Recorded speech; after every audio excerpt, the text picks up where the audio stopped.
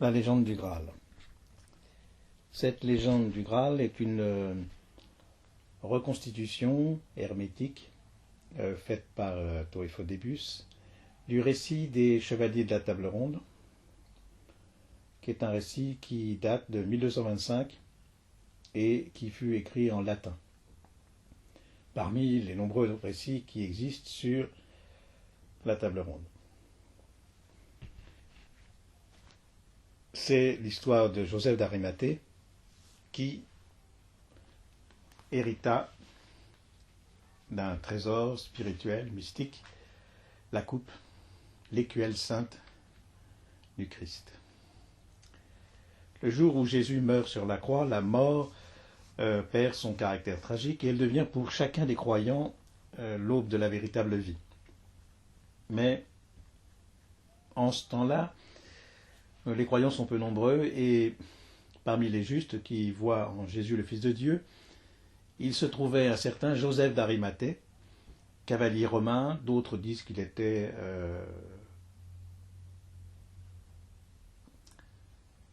magistrat romain, dans d'autres contes, et il vivait à Jérusalem avec sa femme, son fils, Joseph, et par crainte des Juifs, Joseph avait dissimulé qu'il était un initié, un disciple de Jésus, et qu'il avait suivi un enseignement secret avec lui. Mais après la crucifixion, il n'a pas hésité à se rendre chez Simon le lépreux, où avait eu lieu la dernière scène, et à lui acheter l'écuelle dont Jésus et les 12 apôtres s'étaient servis. Puis il s'en alla trouver le gouverneur Pilate pour lui demander le corps de Jésus de Nazareth, et Pilate le lui accorde, bien entendu, volontiers. Alors Jésus détache le corps de Jésus de la croix et il le met dans le sépulcre, un sépulcre qui lui était consacré pour lui, et il le met dans son propre sépulcre, qu'il avait fait creuser pour lui. Et à partir de ce moment-là, Jésus est à l'abri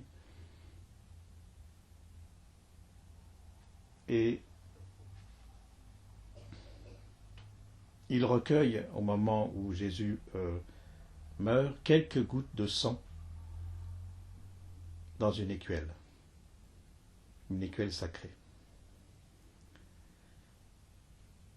C'est la première partie de l'histoire du Graal, où la succession apostolique est réelle, certainement, entre Joseph d'Arimathée et Jésus lui-même, puisque pour prendre le corps de Jésus, il faut déjà être extrêmement proche de lui, plus que les Esséniens, ou autant que les Esséniens, et il est fort probable que, en réalité, la messe essénienne, qui était un rite probablement proche de Mitra, est celle qui était la dernière où Jésus transmet son message et l'Eucharistie, c'est-à-dire la communion suprasensible avec l'invisible. Bien entendu, ce rite de la messe du Graal est un rite secret. Il n'est connu que des Esséniens, et c'est probablement là ce qu'il faut chercher comme mystère majeur entre Joseph d'Arimathée, Jésus, qui meurt dans le Saint-Sépulcre, du moins en apparence. Et l'histoire continue. Lorsque les Juifs ont appris ce qui s'était passé, ils entrèrent dans une grande fureur. Et ils s'emparèrent de Joseph et ils l'enfermèrent dans une prison. Alors, cette prison, c'est celle du grand prêtre Caïphe. Et puis, bien entendu, ils sont très résolus à le faire mourir de faim. Mais le jour même de la résurrection, une vive lueur illumine le cachot et Joseph voit le Christ apparaître et il reçoit des mains de Jésus le vase sacré qui contient des mets exquis qui se renouvelle chaque jour pendant 40 ans, sans jamais connaître ni la faim, ni la soif. Alors est-ce que c'est possible? Est-ce qu'on peut vivre comme cela pendant 40 ans sans manger et boire? Aujourd'hui, est-ce qu'on a des cas qui pourraient illustrer cela? Eh bien oui. Dans notre siècle, un yogi contemporain qui se nomme Bala Yogi a vécu en méditation pendant 40 ans, au moins, et a fait en même temps, tout en étant en méditation, ne se réveillant jamais, ne s'est jamais alimenté, continuait à faire des transmissions initiatiques, des darshan, sans que pour autant cela le gêne en quoi que ce soit. Des milliers de pèlerins venaient le voir et recevaient la transmission initiatique alors même qu'il n'y avait pas un mot émis et alors même qu'il ne mangeait jamais. Alors oui, c'est peut-être possible, c'est-à-dire ce qui semble impossible devient possible par l'autorité de la loi divine et par le détournement des forces de la matière. Alors, au terme de cette cruelle captivité, il advint qu'à Rome, l'empereur Titus contracta la lèpre. Personne n'était parvenu à l'en guérir, et lorsqu'un gentilhomme revenant de Palestine vient lui dire moi aussi j'ai eu ce mal dans ma jeunesse, et c'est un prophète qui m'a guéri. Depuis, les Juifs l'ont fait mourir, mais je suis certain que si vous pouviez toucher un objet lui ayant appartenu, vous retrouveriez la santé.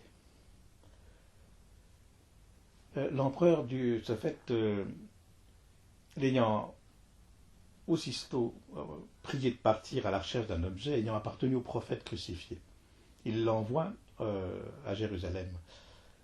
Alors, cet homme rencontre une vieille femme qui est nommée Véronique. Et celle-ci, dit l'histoire, lui donne un linge blanc avec lequel elle aurait essuyé le visage du Christ qui montait au calvaire. Et à Rome, dès que Titus touche le linge sacré, il est guéri. Le cœur rempli de reconnaissance, il décide de venger la mort du bon prophète, et l'empereur part finalement à son tour pour la Palestine. Par Joséphée et sa mère, il apprend que depuis la mort du Christ, Joseph d'Arimathie est captif en un lieu caché. Indigné, Titus menace l'ensemble des Juifs. Si vous ne me révélez pas où se trouve Joseph, dit-il, je vous ferai tous brûler vifs. Épouvantés, les Juifs se soumettent, mais ils ajoutent vous ne le retrouverez pas vivant. Car voilà 40 ans qu'aucun de nous ne lui a apporté la moindre nourriture. Cependant, malgré cet avertissement, Titus n'est pas le moins du monde impressionné et il se précipite à la prison qui lui est indiquée. Et il en ouvre la porte, mais quand même avec une certaine appréhension. Mais quelle n'est pas sa surprise de voir apparaître devant lui un homme, le prisonnier, non seulement sain et sauf, mais jeune, comme il l'était au premier jour de son emprisonnement. Alors quel n'est pas non plus l'étonnement de Joseph en voyant venir vers lui sa femme, son fils, ses amis, qui, eux, ont véritablement vieilli de 40 ans. Alors tout cela est très mystérieux, d'autant plus que, si on réfléchit, le linge de Véronique est aussi en rapport avec une légende qui, par la suite, est venue se greffer, une légende templière, qui, sous une apparence de légende, n'est peut-être pas une légende, mais une vérité. Alors, quelle est cette vérité? Eh bien, c'est que le Christ a disparu de la tombe du Saint-Sépulcre. Elle est gardée par des chevaliers romains, mais voilà que la pierre est roulée le matin et le tombeau est vide. Mais il reste un linge. Alors, un linge qu'on mettait pour tous les Hébreux au moment de la mort pour entourer le défunt. Et voilà que ce linge est illuminé et qu'il apparaît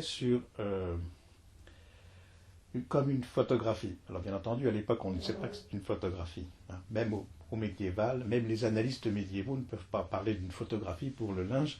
Enfin, du moins, on dit qu'il y a le visage de Jésus ou le corps de Jésus ou quelque chose d'approchant. Voilà. Et finalement, ce linge qui sera conservé par les Templiers, notamment par un Templier en particulier, connu sous le nom de Geoffroy de Charnay, qui aurait caché sous le linteau de sa ferme le saint linceul. Voilà qui apporte des réponses complémentaires au récit, du moins dans le domaine du surnaturel, puisque avoir une photographie de Jésus, c'est quand même important, et ensuite être guéri par un objet touché par le Seigneur, c'est aussi important. Alors voilà que, de retour dans sa maison, Joseph entend une voix murmurer à son oreille « L'heure est venue pour toi d'aller prêcher l'Évangile dans des terres étrangères. Pars donc avec les membres de ta famille qui voudront te suivre. Mais n'emporte ni or ni argent, mais seulement l'écuelle sacrée, le vase sur lequel tu veilles religieusement. » Et Joseph communique aux siens le message divin, il convertit au christianisme 75 amis, les baptise et puis s'éloigne avec eux pour accomplir sa mission. Alors dans le désert, une voix encore mystérieuse s'élève et lui dit « Joseph annonce aux tiens qu'ils auront tout ce dont ils ont besoin s'ils observent les préceptes de Dieu. Construis ensuite une arche en bois pour y renfermer le vase sacré. Que désormais ton fils et toi seul seraient admis à contempler. » Au matin, Joseph s'empresse d'obéir à cet ordre, puis tous se mettent en route, précédés par les porteurs de l'arche contenant le Graal, non qu'il donne au vase sacré en raison des grâces qu'il répand autour de lui. Quelques jours plus tard, la caravane arrive aux portes de Sarras, la patrie des Sarrasins. Quand on entend ça, bien sûr, on peut penser tout de suite à la tente d'assignation dans laquelle avait été conservé le mystère de l'Arche. On est assez proche dans l'analyse médiévale de ce mystère où quelque chose est caché dans le Saint des Saints et personne ne peut approcher sauf Moïse. Et là, c'est Joseph. Seul Joseph et son fils conserve dans une arche en bois le vase, le Saint Graal. Et voilà que ils arrivent près d'une cité. Le roi de cette cité se nomme Évalac et comme son peuple, il adore des idoles. Alors, il a bien existé, bien entendu, des Sarrasins, des hommes, des Arabes, qui adoraient le soleil. Alors c'est de cela dont on parle. Bon. Et bien entendu, tout cela doit être reconsidéré dans l'optique du Graal. Les chrétiens et les annalistes médiévaux. Il faut que cet homme puisse être converti. Alors, au moment où Joseph arrive, les soucis accablent Évalac, car tous ses États sont menacés par des ennemis redoutables, et de plus, ces barons refusent de combattre.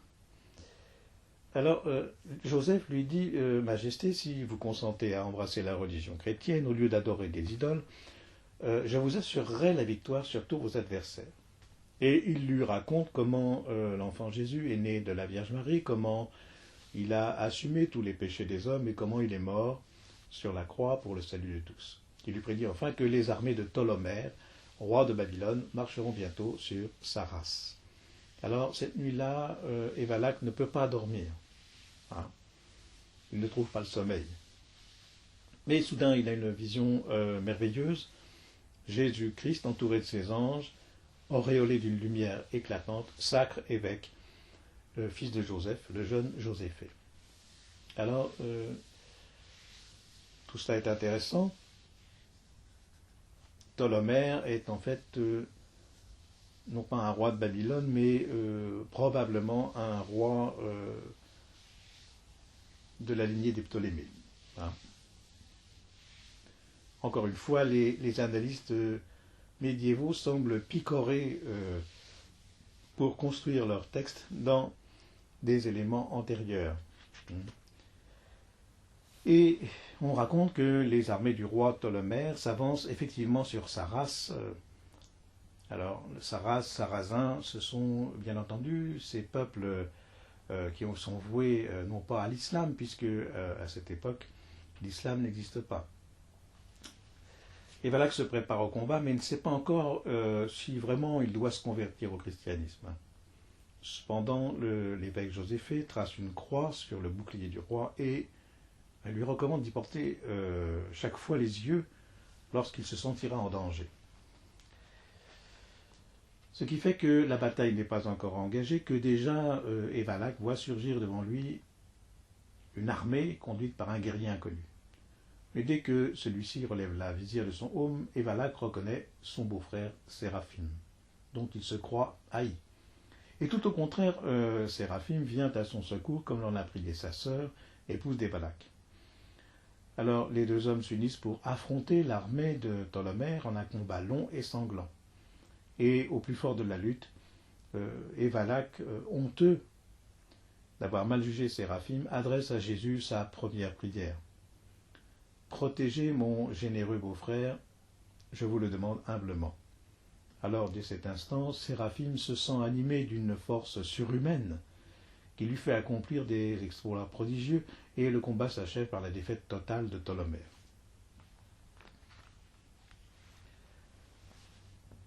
Alors, après un retour triomphal à Saras, Evalak veut se faire chrétien et commence par ordonner le renversement de toutes les idoles. En recevant le baptême, il prend le nom de Mordran, et Séraphim, qui se convertit également, change son nom en celui de Nassien. Alors, qu'est-ce que ça peut vouloir dire? Lorsque des personnes changent de nom, eh bien, c'est que la conversion de l'âme est suffisamment forte pour entrer dans le cycle de l'initiation. Alors, on ne doit pas perdre de vue que Jésus était un initié, Joseph d'Arimathie est un initié, et que ceux qui sont autour de Joseph d'Arimathie sont imprégnés de la gnose essénienne et des éléments de l'initiation. Et c'est ainsi que on peut comprendre que la conversion spirituelle de Nassien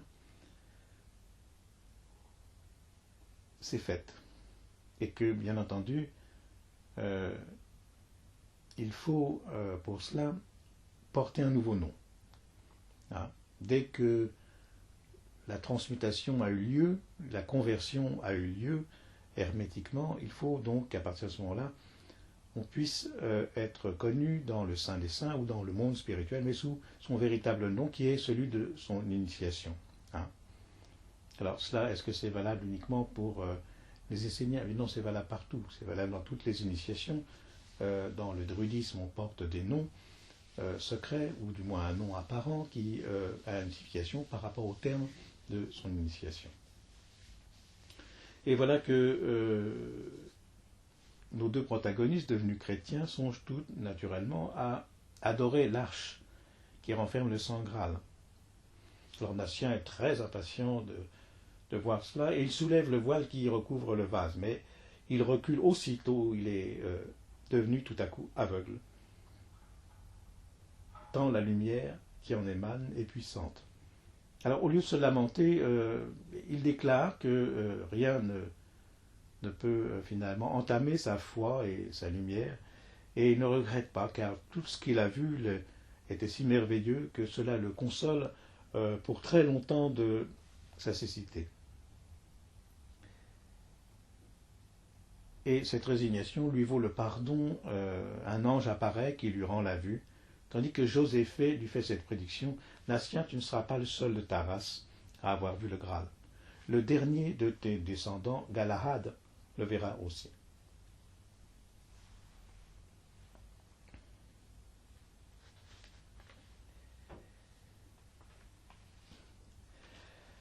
Alors il faut bien entendu, pour comprendre un récit initiatique, dans sa complexité, c'est comprendre comment il est construit symboliquement. Eh bien, lorsque Joseph était en prison, eh bien, nous étions dans le signe de la balance et il transitait vers le signe du scorpion. Et ensuite, lorsque Joseph part avec l'écuelle pour construire une arche, eh bien, il construit une arche, mais en même temps, il convertit 75 chrétiens. Et là, nous entrons dans une dialectique où le soufre et le mercure vont se réconcilier, puisqu'il y a initiation des deux personnages. Et nous entrons dans le signe du Sagittaire, qui est le signe des voyages initiatiques, le signe des grands voyages de l'âme. Et effectivement, le fait de rencontrer l'arche, c'est aussi un grand voyage de l'âme. On est donc là dans une perspective du coagulat hermétique, car on voit bien que la lumière est entrée pleinement dans les individualités et le feu secret a ouvert le vase, qui est le feu secret, a ouvert la materia prima des sages et a ouvert le cœur de chaque individu et a converti. Alors, quand on veut comprendre un récit initiatique, notamment sur le plan alchimique, eh bien, on doit voir cela en obtenant une tripartition du récit et en isolant les trois principes majeurs du récit. Premièrement, le personnage. Alors là, c'est Joseph d'Arimathée. Deuxièmement, le lieu, le château ou la terre et Jérusalem. Et enfin, savoir si ce sont des ennemis ou des convertis ou des âmes en état de conversion. Donc on a soit un ennemi, soit une conversion, et donc on a une action qui se matérialise entre un personnage sur un lieu. On a donc là isolé trois principes. Alors on dira que le personnage, eh bien, c'est le principe émetteur, c'est le principe sel, et la ville, eh bien, le lieu, c'est le soufre qui réagit au feu secret des sages, et enfin le mercure qui est la transmutation ou l'ennemi, hein, c'est-à-dire le capteur mercuriel, alors que le soufre est un diffuseur. Alors, quand on a isolé les trois principes, on peut voir qu'ensuite on arrive à Saras, et c'est la seconde ville, en quelque sorte, du récit. Alors ce récit dure longtemps sur Saras, où la transmutation a lieu, et Saras désigne ce qui est noir, c'est-à-dire un sarrasin, ou un individu qui est entré dans un solvay hermétique et qui doit sortir vers un coagulat. Alors le coagulat va maintenant entrer en émergence avec ce qui va se passer dans le récit. Le lendemain, avant de prendre la route du désert, Joseph, Joséphée et leurs amis vont à Mordrane, font à Mordrane et à Nassien des adieux touchants. Et ils emportent le Saint Graal, qui pourvoira à leurs besoins matériels, car ils n'ont pas besoin de manger, bien entendu. Et un samedi au crépuscule, ils atteignent le bord de la mer. Comme ils n'aperçoivent aucune embarcation, Joséphée ordonne néanmoins à ceux qui portent l'arche de s'engager dans l'eau. Alors, fait étrange, ils ont alors l'impression de marcher sur la terre ferme. Et Joséphée étend sa tunique au-dessus des flots et dit à ses compagnons de s'y installer comme sur un radeau. Alors on dit qu'ils sont au nombre de 150 et pourtant tous parviennent à trouver de la place sur le radeau. Ça devait être un grand radeau alors.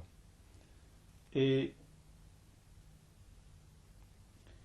la tunique, finalement, s'agrandit progressivement au fur et à mesure que les individus marchent sur elle. Mais on dit aussi que parmi ces hommes, il y en avait qui étaient en état de péché, donc ils n'étaient pas convertis complètement, et ne montez pas, leur dit Joséphée, vous êtes indignes.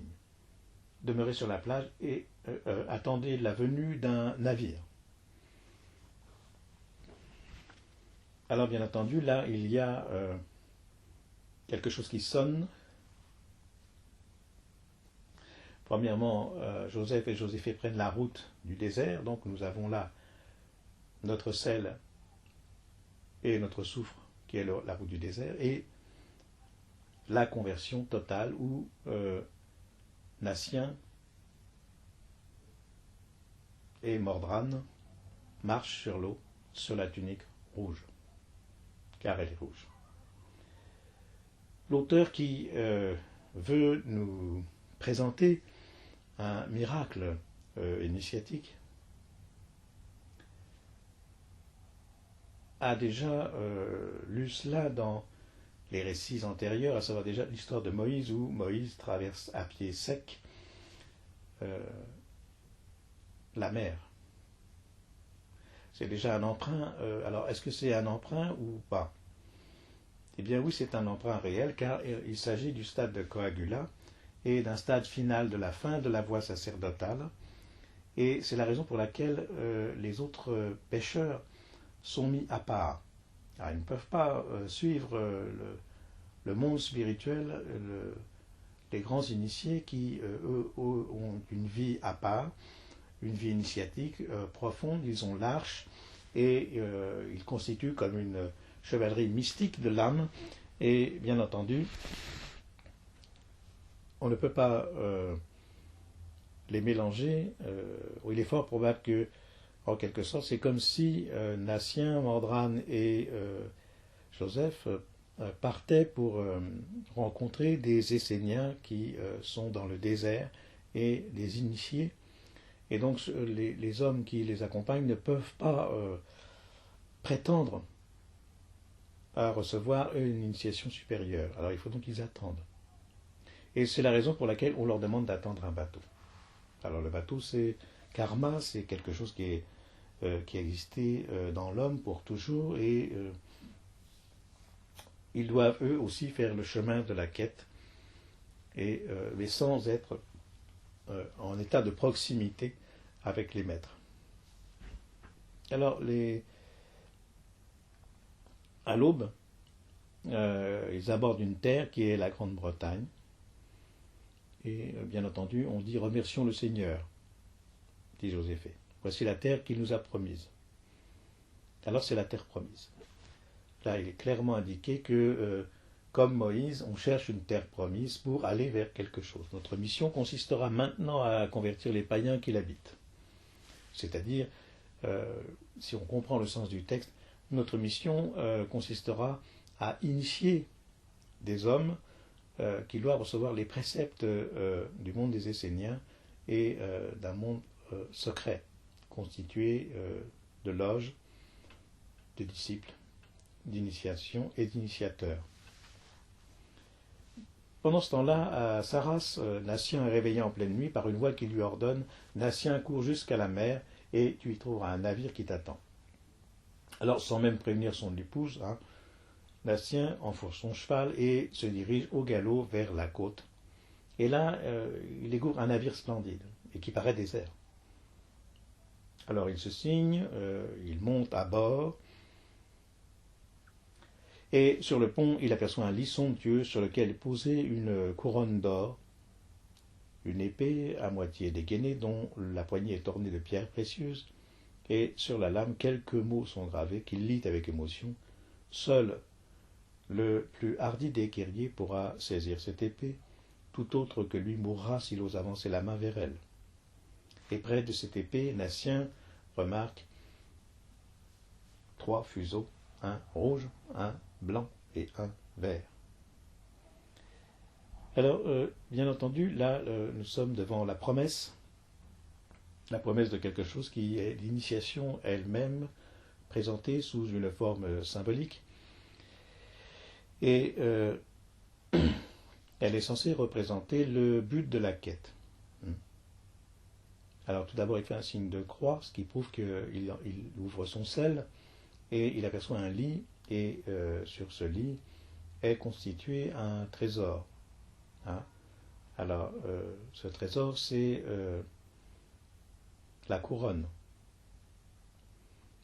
d'or. Alors, quand on dit une couronne d'or, on dit des grandes idées spirituelles qui viennent du monde divin et qui illuminent l'âme de l'homme. Et une épée, c'est notre selle, à moitié dégainée. Alors, cette épée, elle sert à quoi, hein? Eh bien, elle sert à œuvrer dans la conversion de l'âme, c'est-à-dire à aller de conversion en conversion et de restitution en libération du karma. Et sur la lame, il est dit clairement que le plus hardi des guerriers pourra saisir cette épée. Et tout autre que lui mourra s'il ose finalement avancer la main vers elle. Alors encore une fois, l'objet sacré comme la verge d'Aaron et le livre saint dans le Saint des Saints, on ne peut l'approcher et ce n'est pas n'importe qui peut prendre le sel, c'est-à-dire ouvrir le plan divin et recevoir une conversion intime de l'âme. Pour Natien, bien entendu, il remarque 3 fuseaux, alors un rouge, un blanc, un vert. Alors il est très simple de voir que finalement, c'est la promesse de l'œuvre qui doit être réalisée. Le rouge, c'est l'œuvre au rouge, le coagula.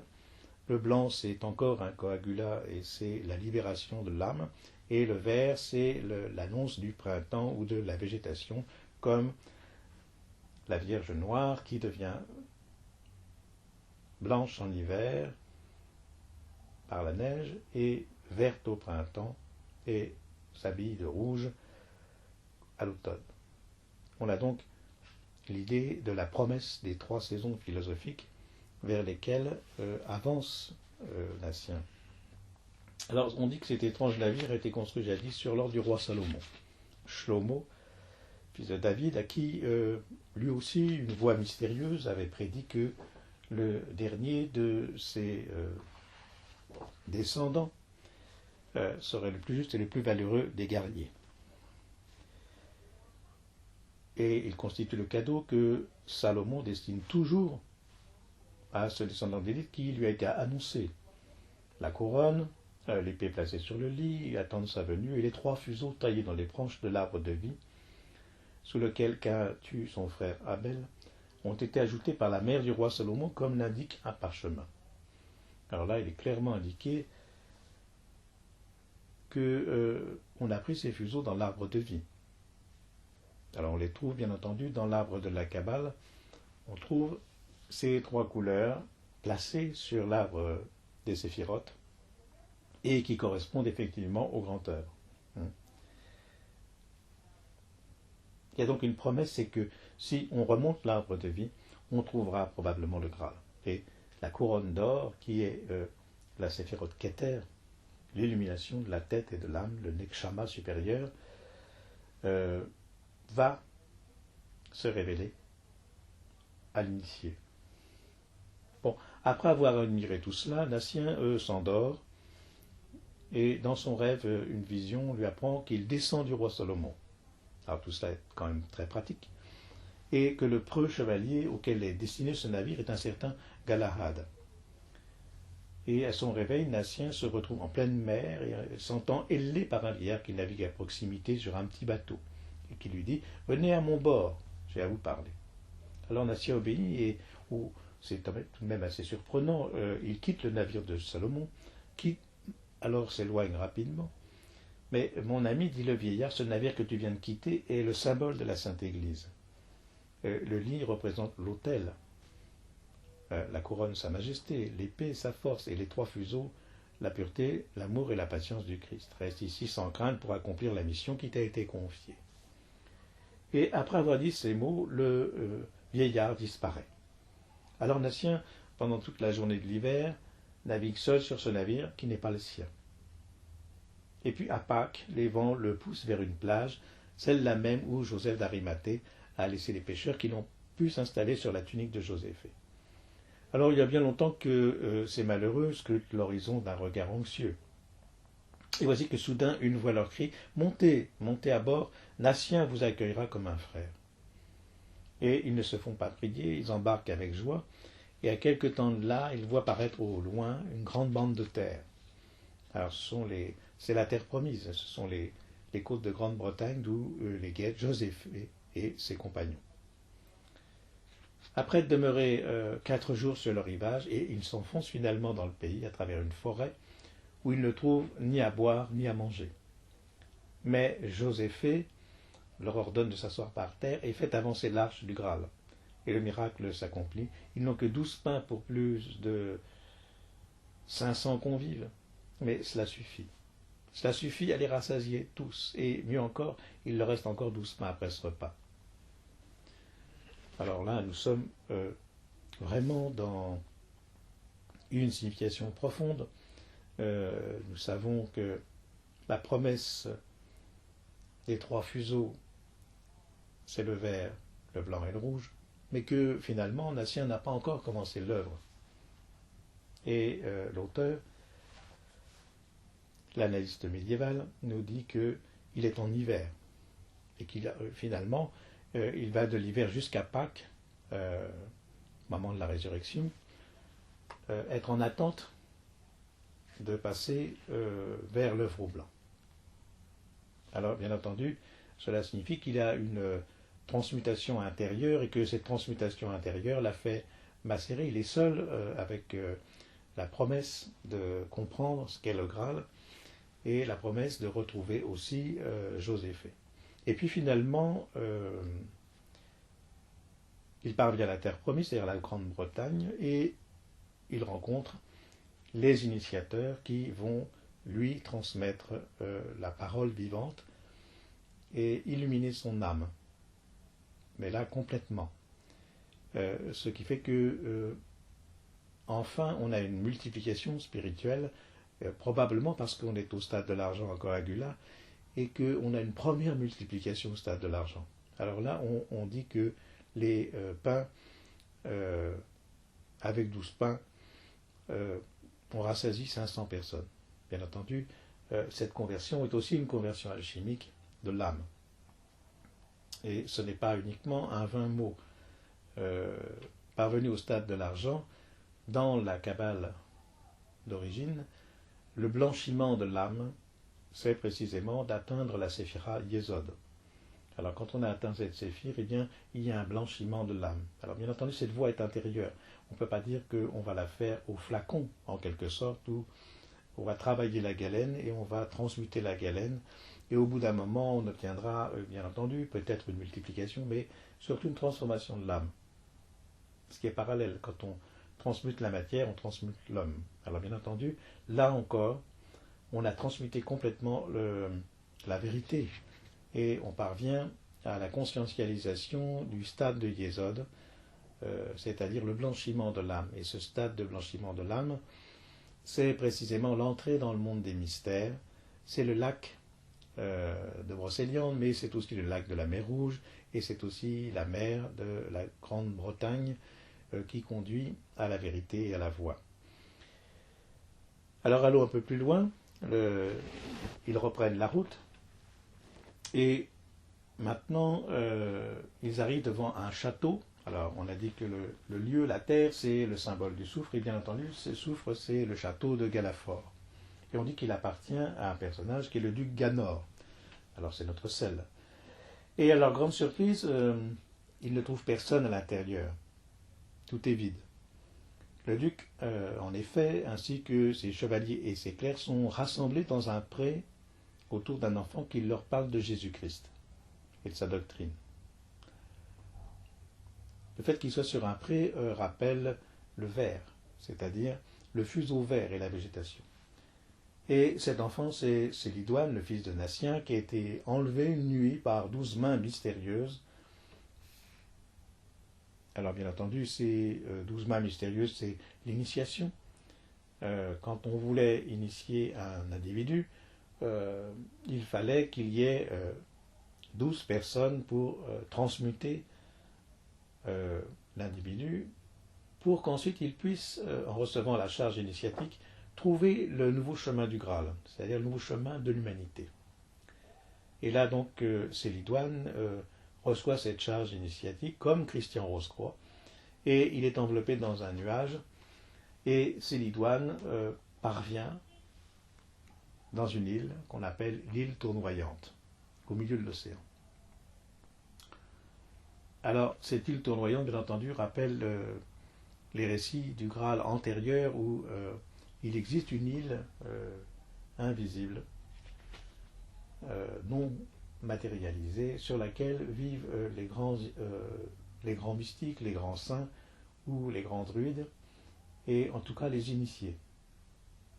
Et ceux-là sont prêts à recevoir celui qui a été transmuté par 12 personnes. Et on parvient au milieu de l'océan, et un ermite vient chercher le jeune homme. Et il lui dit, je te mènerai en Grande-Bretagne afin que tu connaisses et que tu convertisses le duc Ganor. Natien est tout heureux de retrouver son fils et d'être présenté au duc qui l'accueille avec bonté. Le lendemain, le duc et les siens reçoivent le baptême. Alors, encore une fois, c'est un triomphe initiatique pour Célidoine et Natien, n'est-ce pas? Tandis que Natien et son fils s'attardent à Galafort, Joseph et ses compagnons se dirigent vers la Bretagne, un autre souffle, pour y prêcher l'Évangile. Mais le lendemain, ils sont assaillis, faits prisonniers par Cruel, roi de Norgales. Le nom choisi, Cruel, est très indicatif de ce qu'ils rencontrent. Et cette même nuit-là, à Sarras, le roi Mordran voit en rêve notre Seigneur qui lui ordonne de se mettre en route pour aller combattre le roi Cruel. Alors à son réveil, Mordran décide de partir immédiatement. Il s'accompagne de sa femme, de Flégentine, épouse de Natien, et de 500 chevaliers. Et il galope jusqu'à la mer et s'embarque. Poussés par un vent miraculeux, leurs navires prennent le large et atteignent bientôt les côtes de Bretagne. Alors en alchimie, on dit bien qu'il faut un vent qui pousse la matière, qui la soulève, n'est-ce pas?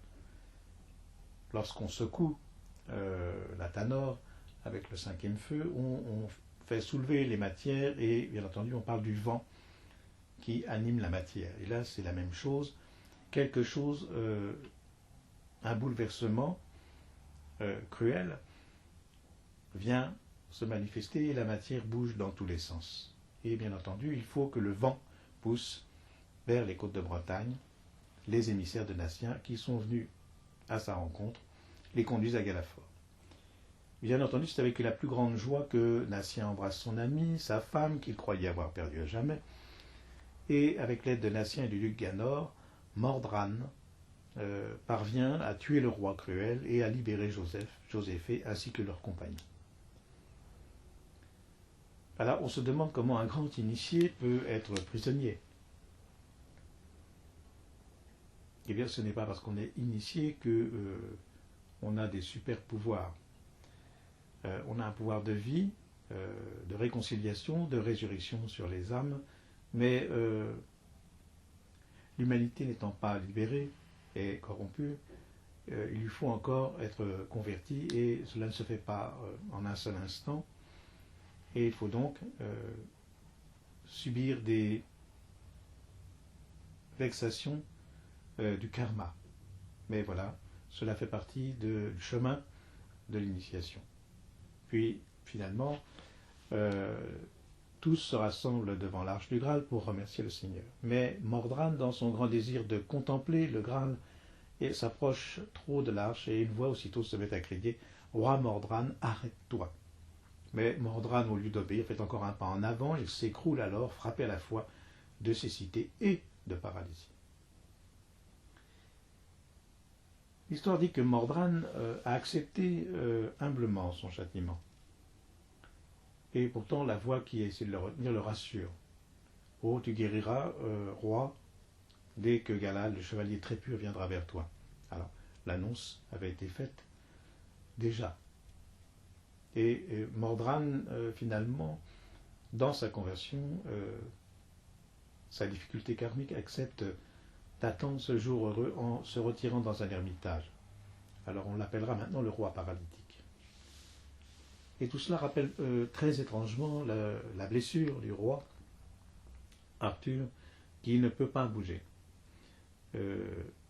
On pourrait le comparer aussi à la blessure de la cuisse de Saint Roch, qui rappelle cette intime blessure de l'âme, où karma doit encore nous ramener à nos difficultés. La cécité et la paralysie, la difficulté de pouvoir faire quoi que ce soit, de se sentir appesanti entièrement, et en même temps aveugle. Alors voilà, ça c'est karma, qui fait que on ne peut pas deviner ce qui va arriver dans l'avenir, et on ne peut pas comprendre ce qui peut nous libérer. Et pourtant, même si on a vu le Graal.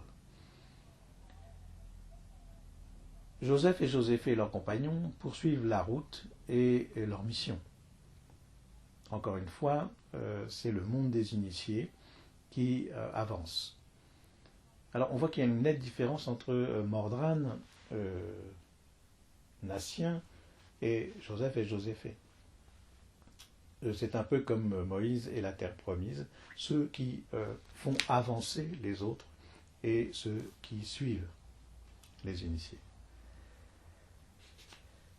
Alors on dit qu'ils arrivent à Camelot et en une seule journée, ils convertissent 1500 païens.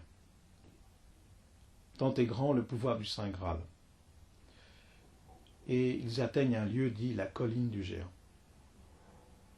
Et là, Joséphée institue et dresse la table du Graal, autour de laquelle ne seront admis que des hommes au cœur pur. Alors pour cela, tous les vivres abondent, ils apparaissent miraculeusement devant eux. Par contre, tous les pécheurs sont condamnés à jeûner et à se tenir à l'écart. On n'entre pas dans la cour du Graal, on n'entre pas autour de la table sainte, on n'entre pas à l'intérieur du cercle des initiés. Alors bien entendu, cette table rappelle comme la table de Stonehenge où les initiés qui ont fait le vrai travail intérieur sont à l'intérieur de l'arche ou à l'intérieur du fer à cheval ou à l'intérieur du cercle sacré. Et là, ils peuvent communier entre eux à leur vérité, à la vérité de l'initiation et aux mystères. Alors que ces mystères, quels sont-ils? Eh bien, les mystères de tout temps ont toujours tourné autour de l'alchimie, la kabbale et la magie, la symbolique et la mythologie. Alors, on dira que finalement, est-ce que c'est vrai? Est-ce que tout le monde connaissait l'alchimie à l'époque, la magie aussi? Est-ce qu'on connaissait la kabbale aussi? Eh bien oui, car ces mystères ont été transmis depuis toujours par les Esséniens et par la Syrie. L'idée du Saint Graal commence en Syrie, selon les archives akashiques, où on voit que c'est de Syrie, dans la région de Damas, c'est-à-dire proche de la mer Morte, proche de Jérusalem, ce désert de Syrie, ou ce monde de la Syrie, et qui est aussi proche, qui est enclavé avec la Mésopotamie, eh bien c'est le lieu de la transmission des mystères et d'ordres secrets, comme l'ordre d'Ormus, où on a transmis de bouche à oreille le discipulat et ces éléments de la kabbale, de la magie et même de la rose-croix. Et pourtant, il n'apparaît qu'au XVIIe siècle. Eh bien non, en réalité, c'est là, à ce moment, que l'on doit comprendre que c'est dans ce monde que vient la rose-croix, que vient la kabbale, que vient la magie, que vient l'alchimie. Alors c'est à tel point que les Templiers qui repartiront en Terre Sainte, eh bien c'est là où, précisément à Damas, ils prendront conscience et connaissance des mystères sacrés. C'est un renouvellement de ces mystères qui avaient été probablement retransmis par la Chaldée à Daniel. Tout cela nous mène droit au monde de l'initiation qui partage des mystères. La société d'Ormus semble être tout autour du Moyen-Orient et elle apporte précisément ce qu'elle a reçu de Syrie, c'est-à-dire le Graal. Alors ce Graal se déplace bien entendu physiquement, et s'il a été détenu initialement comme Graal primordial par les Atlantes, il est arrivé par les côtes anglaises quand l'Atlantide est tombée, et des sanctuaires initiatiques se sont matérialisés sur la Bretagne, l'Angleterre, l'Écosse et différents lieux atlantéens qui appartenaient comme à des colonies atlantéennes. Et bien entendu, ce lieu-là où à Camelot on convertit 1500 païens, c'est un lieu qui s'appelle la colline du Géant. Alors bien entendu, là encore, si on y dresse la table du Graal, cette colline elle-même représente le sceau de l'initiation. La colline, c'est le lieu où le géant emmène les initiés, après les avoir dévorés et mangés comme un ogre. Il les a transmutés et convertis, et ensuite il les a fait sortir de la caverne dans laquelle il les retenait étroitement prisonniers pour un enseignement initiatique pendant un long temps, et puis ensuite, après avoir été initié, après avoir appris à parler, à comprendre le langage des initiés, eh bien on les mène sur la colline du Géant, le lieu où on institue le sanctuaire, la table du Graal, c'est-à-dire un cercle mégalithique dans lequel on va appeler les divinités. Et là, on a un dialogue spirituel entre mages, rois, prêtres, atlantes, avec les initiés. Alors tout cela nous rappelle que l'initiation est quelque chose d'universel, que tous les hommes y participent, que tous les hommes y ont droit, et que chaque pays a reçu une forme de l'initiation, et que ce que le druidisme va mettre en place au 5e siècle, à peu près avant Jésus-Christ, eh bien c'est le miracle des rois prêtres atlantes qui transmettaient l'initiation complète sous une forme très très proche de la déesse mère, et habitaient la terre pour la transmuter. Alors, bien entendu, les pécheurs sont condamnés en dehors du cercle, ne peuvent pas adhérer à la doctrine parce qu'ils en sont très très loin. Alors, ils en sont très loin, pourquoi ? Eh bien, tout le monde n'a pas accès à l'alchimie, tout le monde n'a pas accès à la magie, et tout le monde n'a pas accès à la Kabbale. Hein, du moins, même déjà à cette époque, tout cela se fait de maître à disciple, on transmet de bouche à oreille, mais aussi les transmissions se font d'initiés à initiateur et sous le sceau du secret. Alors on dit que cette table n'est pas la première, hein, parce que la première c'est celle de Jésus, et c'est donc la deuxième table sacrée après la scène, hein, qui contient ce mystère de l'écuelle, ce mystère du 500. Alors ce mystère du 500 qui était dans les antiques mystères, bien entendu, de conserver dans les liens familiaux le sang de la famille. Alors c'est ainsi qu'on disait, c'est la famille du Graal. Et c'est pourquoi Marcaz avait bien vu lorsqu'il disait que le mystère du Graal était simplement un mystère de famille. Et ça voulait dire que tout simplement c'est un mystère de sang. Parce que dans ce sang, vécu au sein de la famille, était conservée la clairvoyance initiatique qui permettait de voir le monde spirituel. Donc, de comprendre le sens de la magie, de comprendre le sens de l'herméneutique et de comprendre les mystères. Alors on dit aussi que à la table de ce Graal, eh bien, un siège demeure vide à la droite de Joséphée en souvenir du Jésus. Bien sûr, ce siège ne pourra être occupé que par le plus pur, le plus courageux des chevaliers. Malgré tout,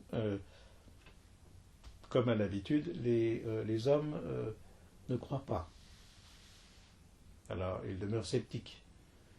Et les pécheurs qui étaient venus parmi eux un certain Moïse, fils de Simon, s'arroge le droit de s'asseoir à la table du Graal. Mais alors il en est vite empêché par cette main invisible qui l'enlève et l'entraîne dans la forêt d'Armantès, où des démons vont s'emparer de lui.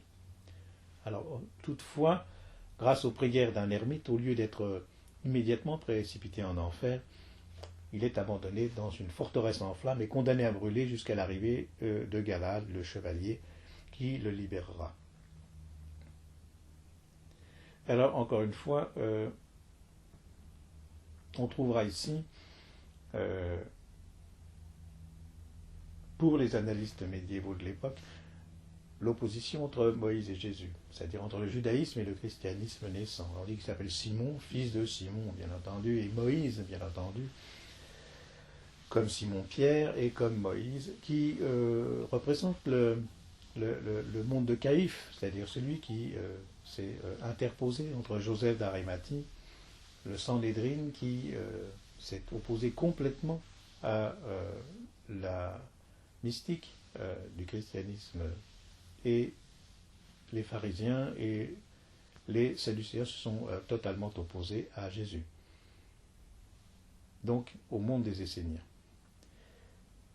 Donc au monde de l'initiation, comme la société d'Ormus, les initiateurs des Esséniens qui transmettent leur mystère. Alors là, il est clairement indiqué que cet homme-là, qui est sceptique, c'est quelqu'un qui n'a pas une grande connaissance de l'initiation, non seulement, mais en plus, il est prévaricateur, mais voilà qu'il est empêché par cette main invisible qui l'enlève. Bien entendu, les mains invisibles, et ces 7 mains, ce sont en fait les 7 degrés de l'initiation. Le gradual de l'initiation qui correspond aux 7 phases du grand œuvre sur le plan hermétique. Alors bien entendu, on le ramène dans la forêt et des démons s'emparent de lui. Alors comme un kabbaliste, on peut dire que la forêt c'est l'image de Malkout et que le chemin n'a pas été fait du tout. Alors bien entendu, tous les démons, les clipotes, c'est-à-dire le monde inférieur auquel il a emprunté sa psychologie, eh bien tout cela s'empare de lui à nouveau, et alors là c'est encore pire, il est complètement anéanti par sa propre bêtise, et au lieu d'aller vers une conversion, eh bien il va vers une occultation de sa propre nature. Alors là, grâce à un ermite qui passe ici, il est seulement abandonné dans une forteresse en flammes, alors encore une fois c'est latin nord, et condamné à brûler jusqu'à l'arrivée de Galad, jusqu'à ce que son évolution soit prise en main par des amis et puisse l'aider à aller plus loin. Un jour que les pécheurs se plaignent non seulement de pouvoir s'asseoir à la table du Graal, mais d'être contraints de jeûner toujours, parce que l'initiation ne leur est pas transmise, eh bien, Joséphée a pitié d'eux, il charge Alain le Gros, fils de Bronn, d'aller pêcher dans un étang. Ce qui signifie qu'on passe de Malkout à Yesod, c'est-à-dire le monde des eaux, le monde de la lune, le monde de l'eau. Et Alain le Gros, fils de Bronn, c'est Bran dans la mystique celtique. Alain, c'est le détenteur d'un Graal, vous le verrez, et Bran, c'est le détenteur de l'initiation. Brandon, celui qui tient le feu.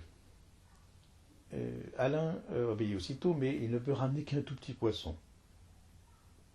Cependant, il apparaît qu'il suffit à Joséphée de poser devant le Graal ce petit poisson pour que celui-ci devienne énorme.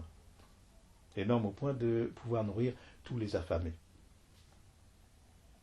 Alors l'allégorie est certaine et réelle, ça veut dire que les initiés se nomment les piscicoulis, les poissons, et entre eux, c'est le premier nom qu'on leur donne, ceux qui sont du poisson, et ceux qui sont du poisson vivent bien entendu dans l'eau,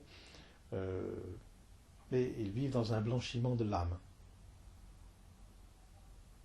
Alors, là, on a une première multiplication au stade de l'argent, bien entendu, encore une fois, et c'est la raison pour laquelle le poisson grossit, que tout le monde peut se nourrir. Mais de se nourrir de quoi? Eh bien, de l'intelligence spirituelle de la communauté, du pain de vie, de la relation de l'initiateur à l'initié, qui transmet un mystère.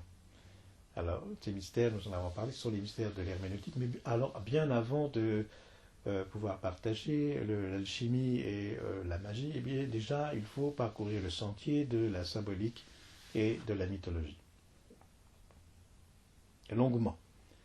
Et lorsqu'on a acquis vraiment des certitudes, on peut, à partir de ce moment-là, comprendre la signification beaucoup plus profonde qui est donnée à l'enrichissement spirituel de l'initiation. Alors, à partir de ce moment, Alain reçoit le surnom de riche pêcheur. Et comme il était pieux, juste, la garde du Graal lui est désormais confiée. Il devient celui qui est le gardien du Saint Graal. Ce n'est pas une petite mission. Ça signifie que quand on a l'initiation, on doit la transmettre et qu'on la porte avec soi, mais qu'on la porte toute une vie. Ce n'est pas une valise qu'on peut poser. C'est quelque chose qu'on doit acheminer et continuer dans cette vie et dans d'autres. Car ce n'est pas seulement dans cette vie. C'est un long chemin qui va de vie en vie pour l'initié. Après avoir parcouru l'Angleterre, l'Écosse, l'Irlande, c'est intéressant, on voit 3 pays. Hein, Écosse, Angleterre, Irlande. On a là un soufre de 3 lieux géographiques. Alors ils vont prêcher l'évangile, bien entendu. Joseph et ses compagnons réapparaissent à Galafort et ils sont finalement accueillis avec joie par Natien, Ganor et ses Lidoines. Hélas, quelques jours plus tard, Joseph d'Arimathie meurt subitement. Et son fils aussi. Alors il le suit pratiquement en même temps dans la tombe. Mais avant d'expirer, il a tout juste le temps, ce Joséphée, de se rendre à l'ermitage de Mordrane. Et il se fait remettre le bouclier de celui-ci. Il y trace une croix de son propre sang et dit « Cette croix conservera sa couleur rouge jusqu'à la venue d'un chevalier très pur. » Et Joséphée s'éteint à l'heure qu'il a lui-même indiquée. Alors, comme on peut indiquer une heure? Eh bien, il faut être un peu astrologue. Et il laisse seul dans son ermitage celui qui va y demeurer pendant des siècles, le roi paralytique. C'est une forme de la terre paralysée, c'est-à-dire que l'initiation aboutit à la fin de son cycle d'enchantement et elle entre en quelque sorte dans la loi de l'occultation. Hein. Et en entrant dans la loi de l'occultation, il faut bien que certains initiés continuent la transmission initiatique et il faut trouver des lieux appropriés pour la transmettre. Alors, ces lieux, ce sont des loges ou ce sont des lieux, des villes où le partage des initiés esséniens et d'autres communautés de l'initiation, les druides, va continuer à enchanter la lumière et les moines kuldés qui vont conserver par la suite cet enseignement secret qui est à la fois l'enseignement de la Kabbale juive et à la fois l'enseignement du bardisme ou du druidisme, le tout mélangé. Alors tout cela est intéressant. Et nous apprenons que après la mort de Joseph, Alain, le riche pêcheur, c'est désormais le nom qu'on lui donnera, quitte Galafort avec ses 12 frères. Et il emporte le Saint Graal. Et il se rend dans une terre lointaine, un territoire que gouverne un roi lépreux, le roi Calaphès. Alain l'assure qu'il peut le guérir. C'est intéressant parce qu'on avait déjà cette histoire contée avec Titus, un roi lépreux, ou un empereur lépreux, qui veut guérir. Hein.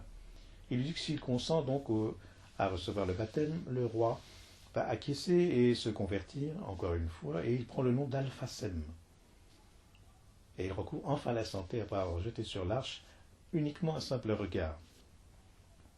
Là, ça veut dire que lorsqu'on rencontre le vrai contenu de l'initiation, il y a une telle rénovation du corps et de l'âme et de l'esprit que tout à coup, le renversement de tout ce qu'on avait compris, connu, conçu, devient complètement différent et nous fait vivre différemment. Alphasem, on a une contraction probablement d'un nom. Alpha, c'est une lettre. Et enfin, alph, alchimie, et sem, sémite. Il est donc le gardien de l'alchimie sémite. Et il recouvre la santé uniquement après avoir vu l'initiation et le contexte de l'initiation. Alors pour témoigner à Dieu de sa reconnaissance, Alphasem fait construire un château qui abritera le Graal.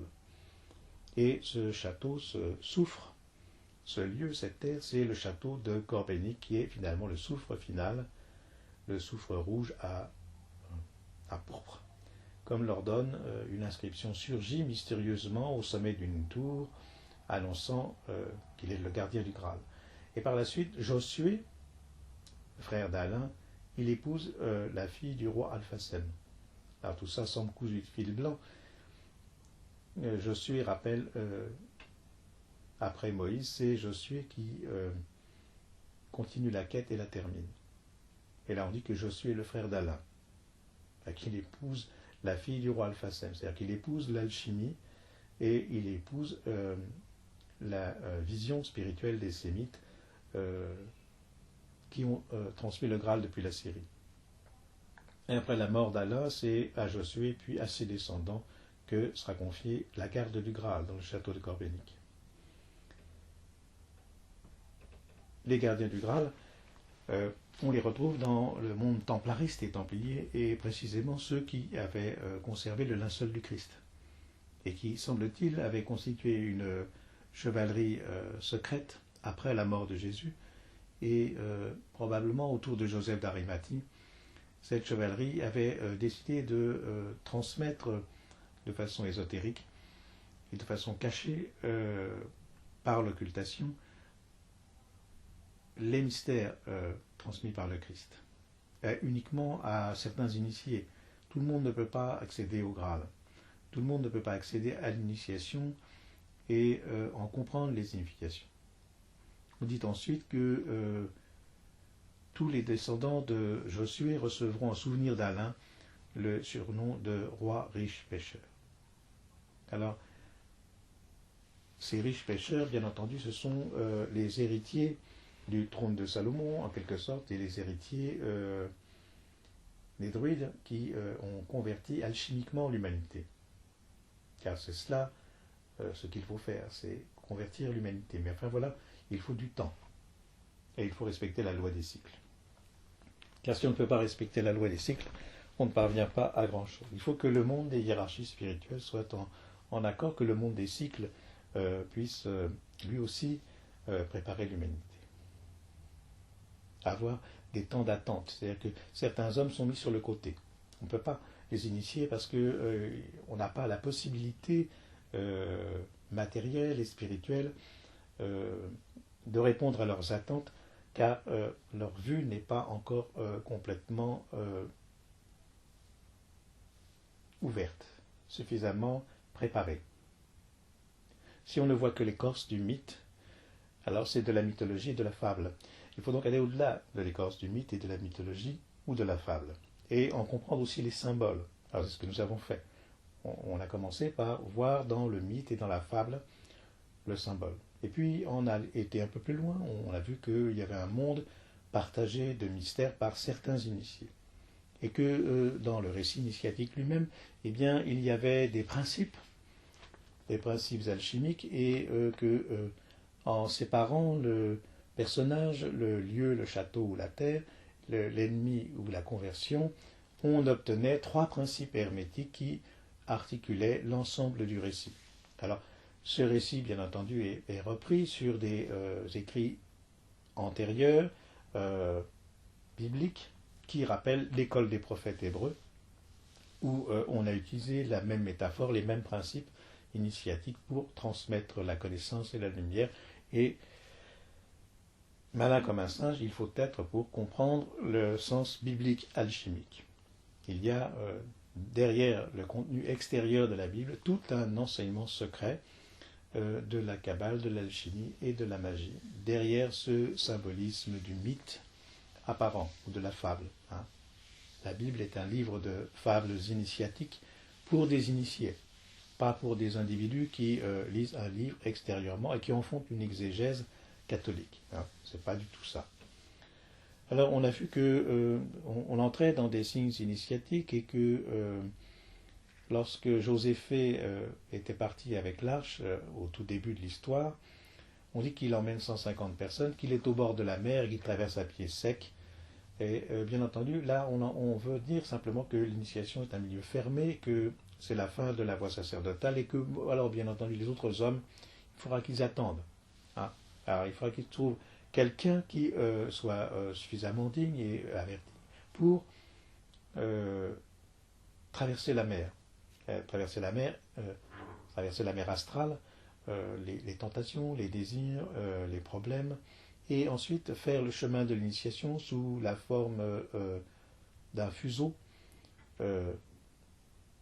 d'une couronne, d'une épée, et de 3 couleurs attribuées à chaque fuseau. Alors on dit que c'est l'Église, bien entendu, mais qu'est-ce qu'on veut dire là? On veut dire que c'est une société secrète du christianisme ésotérique qui est cette Église et qui transmet des mystères qui viennent des Esséniens et qui eux-mêmes sont partagés au Moyen-Orient par un ensemble d'initiés depuis toujours. Alors, d'une autre façon, on pourrait dire que la table ronde, qu'est-ce que c'est que la table ronde? Eh bien, cette table ronde, c'est le zodiaque et c'est le moment vernaculaire où le récit doit converger vers une interprétation. Alors, une interprétation qui serait liée à la symbolique de l'astrologie.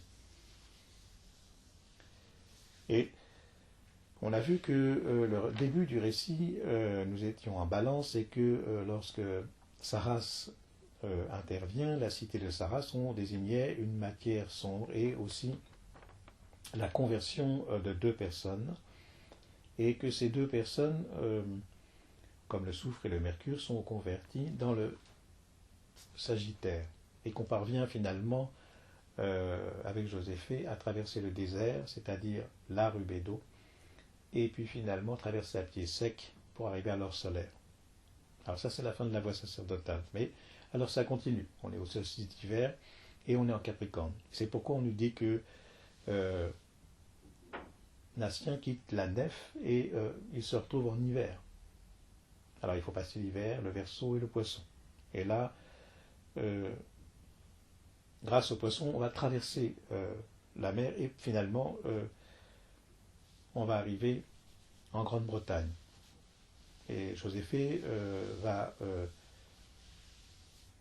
répondre à la demande de plusieurs personnes et ils vont faire une première multiplication avec l'Arche du Graal et on va multiplier avec 12 pains 500 convertis, 500 conversions. On va donc convertir en or mystique ou en argent, et là c'est plutôt le stade de l'argent, on va convertir les individualités. Alors là, on est en Poisson, et bien entendu, c'est bien un signe de multiplication de la matière et de dissolution des corporéités qui s'attachent à l'âme. Et puis finalement, on reprend la route pour le château de Galafort pour aller convertir un duc. Le duc Ganor. Alors c'est Gan et Or. L'or apparaît.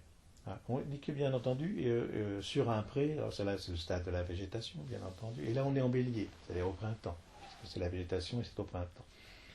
Et on dit que il est arraché de sa méditation et que Célidoine est enlevé par une communauté d'initiés qui l'amène à vivre dans l'île tournoyante, comme les frères aînés de la Rose-Croix. Et voilà que cet homme entre dans un grand schéma de l'initiation. Et après la végétation vient le stade du blanchiment de l'âme. Si on avait eu une première multiplication, eh bien là on entre dans le courant de l'albédo et on retourne à sa race.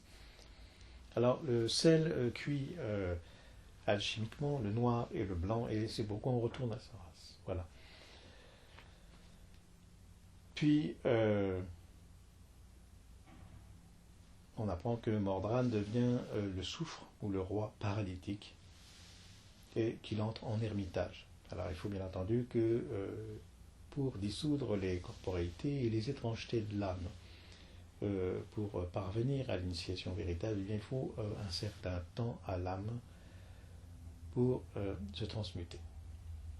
Pour entrer, car il ne suffit pas d'entrer dans l'ermitage, il faut aussi pouvoir recevoir l'initiation, participer à l'initiation. C'est donc l'ermite qui, dans le mystère druidique, ouvre en clairvoyance les plans de l'invisible. Voilà. Et puis nous entrons dans la Rubédo, l'œuvre rouge, parce que Joséphée drasse enfin la table du Graal et on convertit 1500 personnes.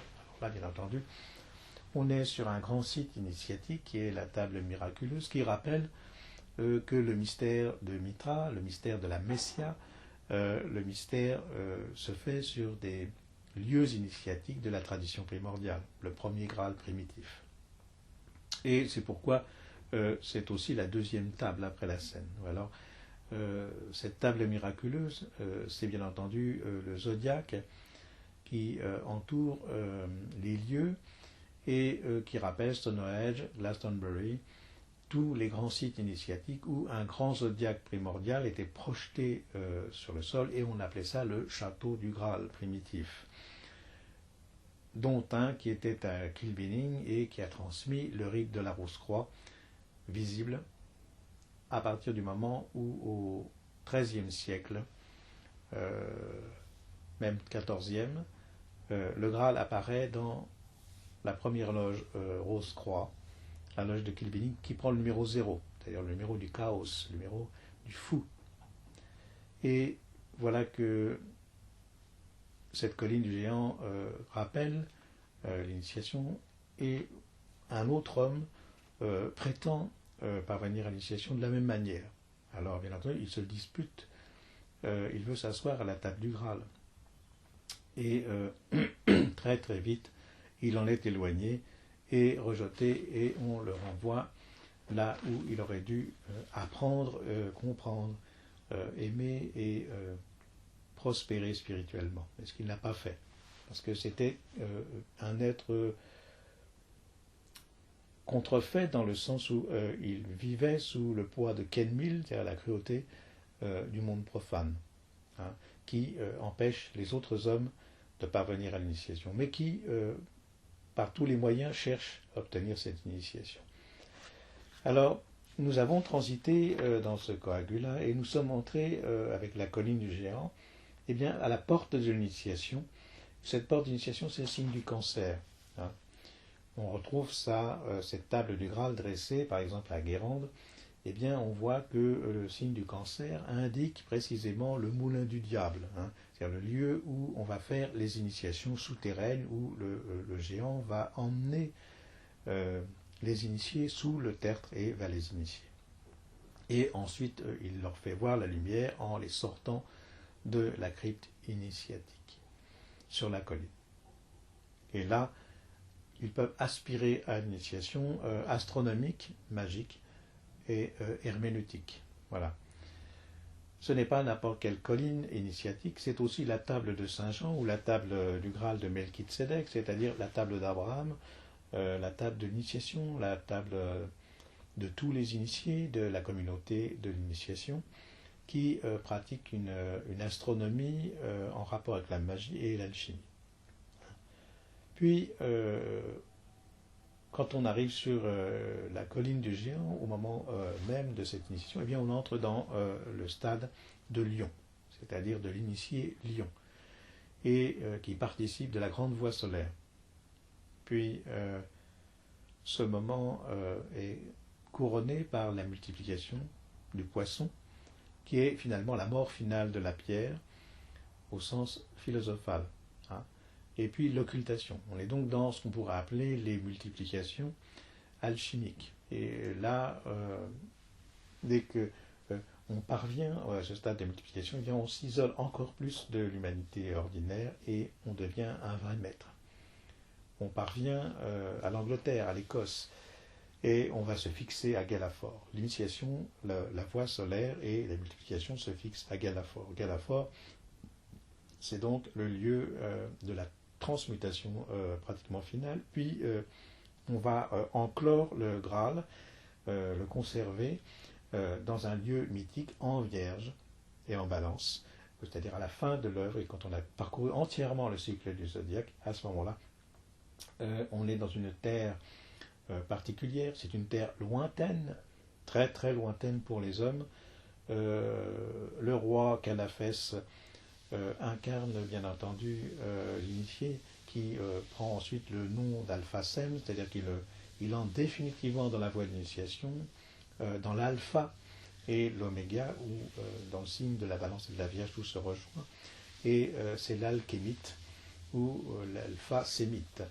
Donc une transmutation complète et parfaite de l'âme, pour parvenir finalement au château de Corbénic qui représente la fin de l'œuvre. Puis Alain meurt, mais le mystère est conservé. Josué conserve le Graal à Corbénic, et tous les descendants se nomment roi, riche, pêcheur, alchimiste, roi mage, riche, pêcheur. Pêcheur parce que ce sont dans les eaux du Graal et dans les eaux du poisson que la nourriture sainte s'est faite et a transmuté l'âme. Voilà.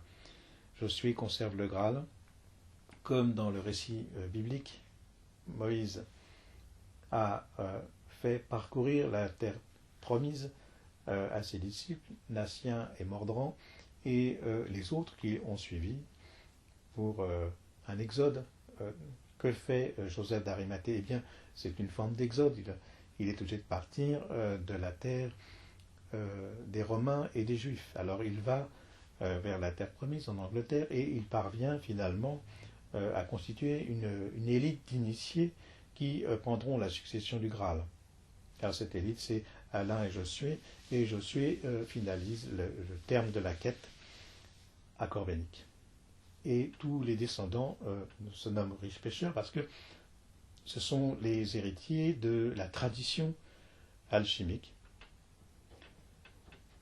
uniquement conservée de bouche à oreille, hein, entre initiés et initiateurs. Alors, tout le monde n'a pas accès à cela et c'est simplement un trésor personnel qui est donné à chacun. Hein. Si sur la route de l'initiation, l'Éternel a voulu que l'individu connaisse le grand œuvre, eh bien, c'est lui qui l'a voulu, et non pas l'homme. L'homme n'est rien. Alors l'initié va participer dans un certain cercle, d'une certaine rose-croix, exactement comme quand le Graal est parti de Syrie. Eh bien, l'initié va conserver sous le couvert du Graal ce pouvoir transmutatoire de l'âme. Et chaque individu qui voudra approcher le Graal soit sera aveuglé parce qu'il ne comprendra pas la signification des symboles, soit il devra attendre parce qu'il est encore très loin du cheminement intérieur. Et puis finalement, parfois, l'initié reçoit la visite d'un homme qui sera son successeur, celui qui deviendra le maître, qu'on devra former, aimer et chérir. Et ensuite, après l'avoir formé et préparé, eh bien, à son tour, il deviendra un roi riche pêcheur. Voilà ce qu'on peut comprendre du mythe de la table ronde. Bien entendu, on ne doit pas s'éloigner du fait que, sous le couvert des mots, des symboles, des mythes, des fables, on a quelque peu modifié certainement le Graal druidique, avec des mots différents. On n'a pas tiré des Mabinogi directement le sens et le contenu. Là, c'est un texte latin de 1225. Robert de Boron a fait la même chose avec son manuscrit le Joséphée du Saint Graal, lui aussi c'est un Joséphée. Joseph est un nom de l'initiation qui appartient à l'école des prophètes. Celui qui était un Joseph, comme le Joseph de la Bible avec sa coupe, eh bien, il a une coupe de divination qui est la coupe du Graal. Et il la donne à Benjamin, du moins il s'en sert avec Benjamin.